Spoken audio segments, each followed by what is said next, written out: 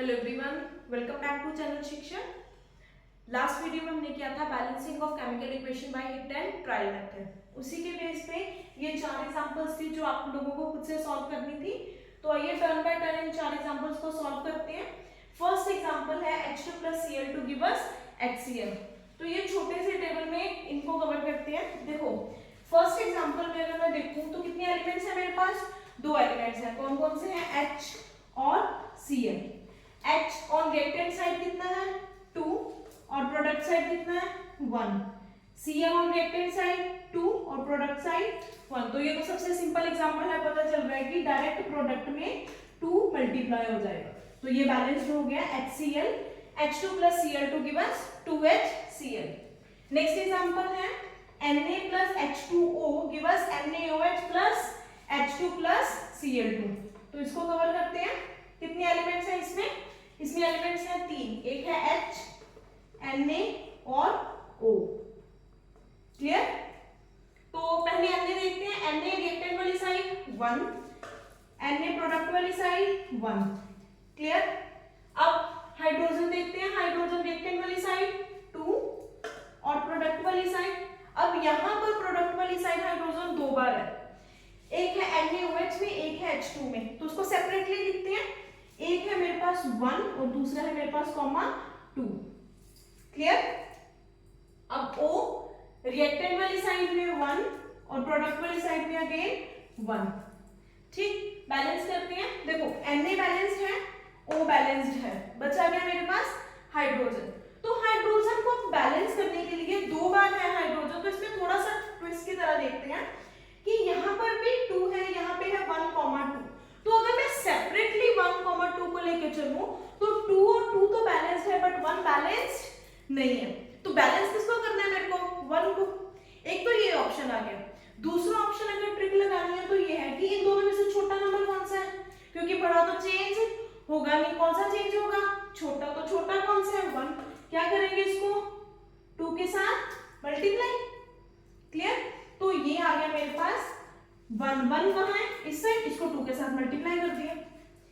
ठीक, अब देखो, अब यहां पर टोटल प्रोडक्ट अगर मैं देखूं तो कितने हैं? 2 + 2 कितने हो गए? 4। तो यहां पर टोटल जो बना मेरे पास वो कितना है? 4। मतलब हाइड्रोजन का अगर मैं दोबारा देखूं तो रिएक्टेंट वाली साइड है 2 और प्रोडक्ट वाली साइड है 4। क्या करेंगे? इसको क्या करेंगे? 2 के साथ मल्टीप्लाई। किसमें? रिएक्टेंट में। अब रिएक्टेंट में हाइड्रोजन किसके साथ मल्टीप्लाई हो गया? 2 के साथ। तो देखो ऑटोमेटिकली ऑक्सीजन जो था जब इसको 2 के साथ मल्टीप्लाई किया, ये भी 2 के साथ मल्टीप्लाई हो गया और यहां पर भी 2 के साथ अपने आप मल्टीप्लाई हो गया। मतलब हाइड्रोजन के साथ साथ ऑक्सीजन क्या है? खुद ब खुद बैलेंस हो गया। बचा क्या? Na। तो Na तो पता चल रहा है। यहाँ पे Na कितने हैं? 2। यहाँ पे कितने हैं? 1। तो क्या करेंगे? सिंपल। क्लियर? तो मेरे पास क्या आ गया? अब देखो Na कितनी है? 2। हाइड्रोजन कितनी है? 2 2 4। इधर कितनी है? 2 + 2 अगेन 4 और ऑक्सीजन 2 और 2 बैलेंस्ड। क्लियर? अब नेक्स्ट चलते हैं Na + O2। देखो Na कितने हैं? 1। इधर कितने हैं? तो पहली बात तो यहाँ पर 2 आना था। क्लियर? अब ऑक्सीजन कितने हैं? 2। यहाँ पर कितने हैं? मतलब यहाँ पर 2 आना था। अब अगर यहाँ पर 2 लगाया तो सोडियम कितने हो गए? 4। मतलब यहाँ पर 2 की जगह क्या आ जाना था मेरे पास? 4। तो this is the simplest method कि पहले क्या करो? बैलेंस कर लो ऑक्सीजन को। ऑक्सीजन 2 है इसलिए यहाँ पे 2 के साथ मल्टीप्लाई हो गया।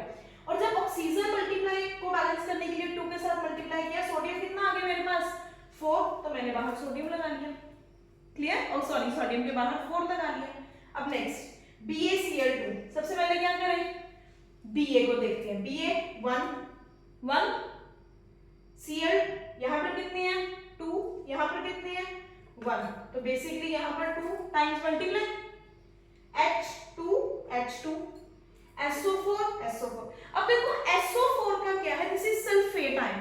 तो SO4 को इकट्ठा लेके चलोगे, एक साथ लेके चलोगे तो बेटर है। अगर आप सेपरेटली देखोगे ना SSOO4 तो ठीक है, बट समटाइम कुछ एग्जांपल्स ऐसे आएंगी जैसे एल्युमिनियम सल्फेट की बात कर रही हूं तो दैट इज Al2SO4 3।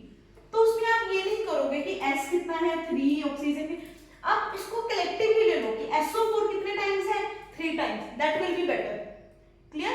तो जब भी SO4, OH, CO3 ऐसे वाले कंपाउंड यानी आयंस आए तो उनको क्या करना है, हमेशा कलेक्टिवली लेना है। तो ये थी हमारी वो 4 एग्जांपल्स जो कल हमने सॉल्व करने के लिए बोली थी, उनके आंसर्स। नेक्स्ट एग्जांपल को सॉल्व करते हैं। देखो ये एग्जांपल आप खुद करोगे हिट एंड ट्रायल मेथड के साथ। मैं इस एग्जांपल से आपको शॉर्ट ट्रिक बता रही हूँ। शॉर्ट ट्रिक को हमने बोला था, short trick is also known as coefficient method. तो कोएफिशिएंट मेथड क्या है, बेसिकली कोएफिशिएंट क्या है, कोएफिशिएंट होते हैं वो नंबर्स जो उसके बाहर लगते हैं, इसको हम कोएफिशिएंट बोलते हैं। तो शॉर्ट ट्रिक के लिए सपोज कर लो A, B, C, D इसके कोएफिशिएंट है, तो मैं इसको ऐसे लिख सकती हूँ AFE plus BH2O give us CFE2O3 plus DH2। ABCD coefficient आ गए। तो इस मेथड में मेरे को बेसिकली क्या करना है, A, B, C and D की वैल्यूज फाइंड आउट करनी है। क्लियर? तो इस मेथड के लिए सबसे इजीएस्ट ट्रिक देखो, इक्वेट कर लो जैसे हम उधर करते हैं 1 और 2 टाइम्स है उसको मल्टीप्लाई किया। सिंपल इसको क्या करना है, Fe है, Fe का कोएफिशिएंट, अगर मैं Fe के कोएफिशिएंट पे जाऊं तो A, उधर कितना है 2 into C कितना आ गया 2C। क्लियर? इसको इक्वेट कर लो। उसके बाद H के कोएफिशिएंट लेते हैं, 2 into B कितना आ गया 2B, इसको इक्वेट कर लो, H का 2D के साथ। क्लियर? अब है O, ऑक्सीजन, इसका कोएफिशिएंट इक्वेट करो, B is equals to 3C। तो ये आ गए मेरे पास। अब ये कोएफिशिएंट में हमने क्या करना है, किसी भी एक को 1 ले लेना है। A, B, C, D चारों में से किसी एक नंबर को क्या लेना है 1। तो अब 1 किसको लेना है, इसको कैसे सॉल्व करेंगे, देखो जो फर्स्ट है ना, हमें पता है होल नंबर होना चाहिए, सॉरी नेचुरल नंबर होना चाहिए, डिवाइड में नहीं आना चाहिए। तो मैं ये बोल सकती हूँ कि अगर मैं C को 1 ले लूं तो A की वैल्यू 2 आ जाएगी, है ना, क्योंकि अगर मैं A को 1 लेके चल रही हूँ तो C की वैल्यू 1/2 आ जाएगी, वो मेरे को नहीं चाहिए। तो मैं क्या कर रही हूँ, यहाँ पर C की वैल्यू क्या लेके चल रही हूँ 1। पुट करो, A की वैल्यू कितनी आ गई 2, B, अच्छा B की वैल्यू कितनी आ गई C के अकॉर्डिंगली 3, और D की वैल्यू 2 से 2 कैंसिल हो गया, यानी D की वैल्यू भी क्या आ गई मेरे पास 3। तो वैल्यू पुट कर दो। देखो A की जगह मैं क्या लिखूं अब 2, तो आ गया 2Fe plus B 3H2O give us C की वैल्यू 1, तो Fe2O3 प्लस D की वैल्यू 3H2। क्लियर? अब बैलेंस देखते हैं, Fe2 हाइड्रोजन 6 ऑक्सीजन 3, तो ये बैलेंस्ड है। सो this is basically the short trick. इसको मैं बार बार बोल रही हूँ, ऑफिशियल पेपर में नहीं करके आना, ये बस चेकिंग के लिए है और कॉम्पिटिटिव के लिए है जिसमें टाइम कंज्यूमिंग कम चाहिए आपको। तो ये है शॉर्ट ट्रिक बैलेंसिंग करने की, बट बैलेंसिंग आप मोस्टली किसके साथ करोगे, हिट एंड ट्रायल मेथड के बाद। अब बैलेंसिंग के कुछ एग्जांपल्स आपके एनसीईआरटी बुक में हैं जिसे आप सॉल्व करोगे and then we discussed in the next video. But balancing के बाद जो हमारा टॉपिक है that is the types of chemical reaction. तो अब हम कवर करेंगे टाइप ऑफ केमिकल रिएक्शन। तो टाइप्स ऑफ रिएक्शन का मतलब है कि एक केमिकल रिएक्शन कितने ढंग से किया जा सकता है, मतलब कितने ढंग से किया जा सकता है, या मैं ये बोल सकती हूँ कि किस तरह का उसका नेचर है। जैसे मैं बोलूँ कि कार्बन और ऑक्सीजन को कंबाइन करोगे तो कार्बन डाइऑक्साइड बाहर निकलेगी, तो मैं ये बोल रही हूँ कि कार्बन और ऑक्सीजन को कंबाइन करना है। ठीक सेम उसी तरीके से मैं बोलूँ लेड ऑक्साइड को अगर मैं तोड़ रही हूँ तो उसमें से लेड और ऑक्सीजन बाहर निकल रही है, तो इट मींस उसमें डिकम्पोजिशन हो रही है। क्लियर? उसी तरीके से टाइप ऑफ रिएक्शन जो है वो मेरे पास 4 तरह की है, 5 तरह की है। वो है combination reaction, decomposition reaction, displacement reaction, double displacement reaction, oxidation and reduction. तो ये रिएक्शन अपने ही नेम से अपने आप को डिफाइन करते हैं। इसको टर्न बाय टर्न एक्सप्लेन करेंगे, पर पहले इस चार्ट का पूरा ओवरव्यू करते हैं। तो याद रखना बच्चे, ये 5 की 5 reactions the most important reactions है, इसमें से एक आध क्वेश्चन बोर्ड कवर करता है। क्लियर? तो पहले चलते हैं कॉम्बिनेशन रिएक्शन में। कॉम्बिनेशन रिएक्शन में जहां कॉम्बिनेशन खुद को ही डिफाइन कर रहा है मींस कंबाइन करना, मतलब वो रिएक्शन जिसमें दो या दो से ज्यादा रिएक्टेंट कंबाइन होकर एक नया प्रोडक्ट बनाएंगे, that is called as combination reaction. Clear? तो कॉम्बिनेशन रिएक्शन में मैं एग्जांपल ले सकती हूँ, कौन सी? बिल्कुल, carbon plus oxygen give us carbon dioxide. This is combination reaction, जिसमें दो या दो से ज्यादा रिएक्शन जो है खुद ब खुद कंबाइन कर रहे हैं। तो नेक्स्ट डीकंपोजिशन। डीकंपोजिशन रिएक्शन जो खुद में ही डिफाइन कर रहा है डिकंपोज करना यानी तोड़ना। तो इसमें एग्जांपल ले सकते हो कि कैल्शियम कार्बोनेट है जो डिकंपोज कर रहा है कैल्शियम ऑक्साइड में और कार्बन डाइऑक्साइड में। क्लियर? तो this is decomposition reaction. Next है डिस्प्लेसमेंट रिएक्शन। तो डिस्प्लेसमेंट मतलब क्या है? अपनी चीज अपनी जगह को किसी और की जगह के साथ डिस्प्लेस करना, that is called as displacement reaction. Clear? तो डिस्प्लेसमेंट रिएक्शन में मैं लिख सकती हूं कि ZnSO4 अगर कॉपर के साथ रिएक्ट करेगा तो बनेगा कॉपर सल्फेट प्लस जिंक। क्या हुआ? कॉपर ने जिंक सल्फेट के सॉल्ट से खुद को डिस्प्लेस कर लिया। ठीक, पहले था जिंक सल्फेट, अब बन गया मेरे पास copper sulphate. So this is the example of displacement.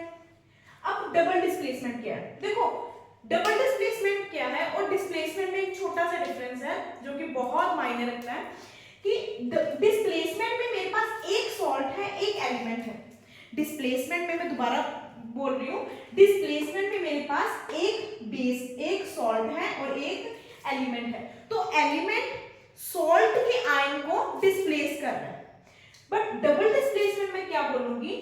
देखो डिस्प्लेसमेंट और डबल डिस्प्लेसमेंट की एक एग्जांपल लेते हैं। पहले मैं ये बोलूं कि कोई बाहर से आया है क्लास में, तो एक बच्चे की जगह वो खुद आके बैठ गया और वो बच्चा बाहर निकल गया।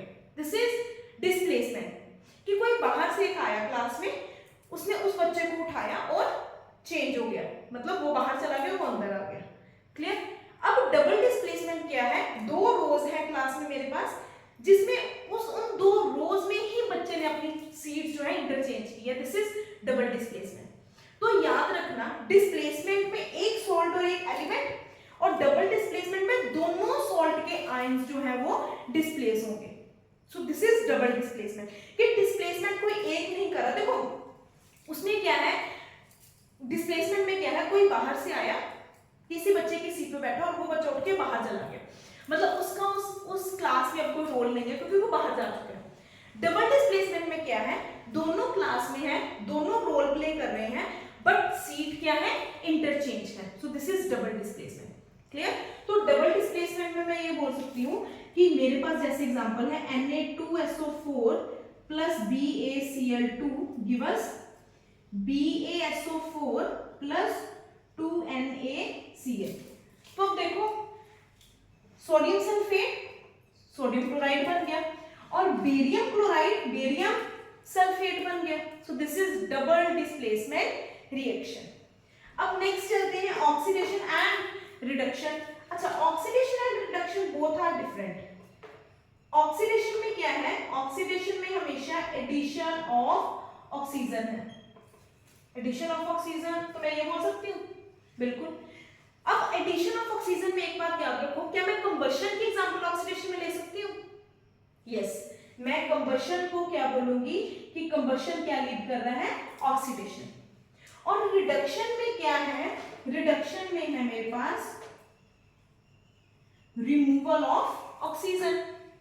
अब रिमूवल ऑफ ऑक्सीजन, इसकी एग्जांपल अगर मैं ये लिखूं CuO plus H2 give us Cu plus H2O, तो मैं ये बोल सकती हूँ कॉपर ऑक्साइड या क्यूप्रस ऑक्साइड यहाँ पे किसमें चेंज हो गया, कॉपर में। CuO किसमें चेंज हो गया, Cu में। तो मैं ये बोलूंगी दैट Cu इज रिड्यूस्ड। तो ये कौन सी रिएक्शन आ गई मेरे पास, रिडक्शन रिएक्शन।